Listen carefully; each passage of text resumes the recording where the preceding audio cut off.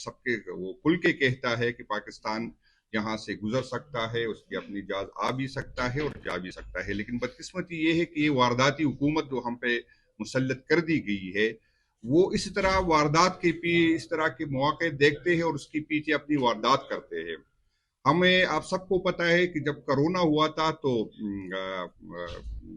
International market میں petrol کی price جو ہے 122 لیٹر تک جو ہے پہنچ گئی تھی،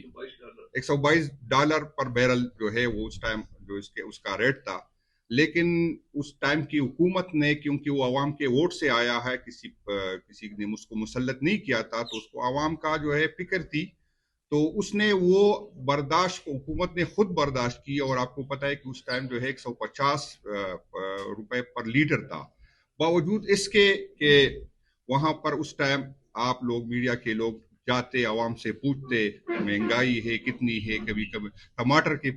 پیچھے جاتے، مارکیٹ میں پوچھتے، لیکن بدقسمتی یہ ہے کہ آج کوئی نہ تو مارکیٹ جاتا ہے، نہ ٹماٹر کے ریٹ پوچھتا ہے، نہ پیٹرول کا، جس نے لوگوں کی زندگی اجیرن کر دی ہے۔